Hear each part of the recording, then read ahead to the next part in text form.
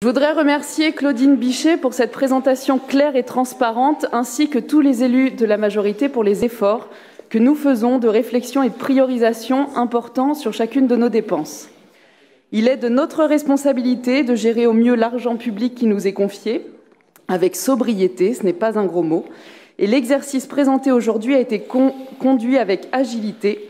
Nous augmentons significativement nos investissements tout en honorant nos engagements politiques dont la transition écologique et sociale de la ville en est la locomotive. Chaque euro dépensé aujourd'hui est ainsi un investissement pour l'avenir. Nous traçons le chemin, nous, collectivités, en dépit de moyens de plus en plus limités, de plus en plus contraints, nous sommes là, présents, ancrés dans une démarche de solidarité collective et conscients que l'accroissement de la pauvreté et des précarités que la crise sanitaire va laisser derrière elle.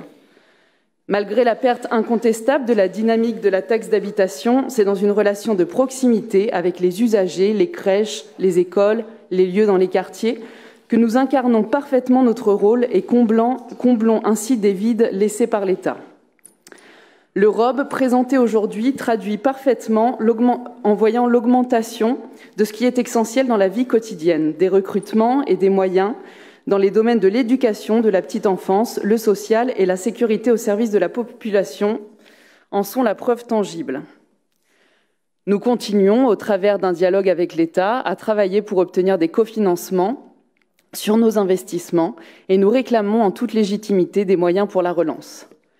Malgré ce contexte pas toujours favorable, nous ne restons pas immobiles. Nous continuons à avancer au quotidien, au service des Bordelais, de l'attractivité économique, qui est aussi un facteur de soutenabilité de nos finances publiques et un important levier de transition.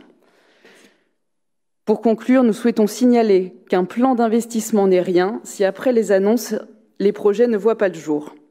Loin de tout écran de fumée, nous voulons maximiser notre taux de réalisation. Et sur cette planète mondialisée, en proie à des tensions colossales sur l'énergie, les matières premières qui affectent particulièrement tous les chantiers d'équipement public aujourd'hui, le défi est de taille. C'est seulement à la force de nos investissements et en faveur de la transition écologique que nous irons dans la bonne direction et atteindrons nos objectifs. Je vous remercie.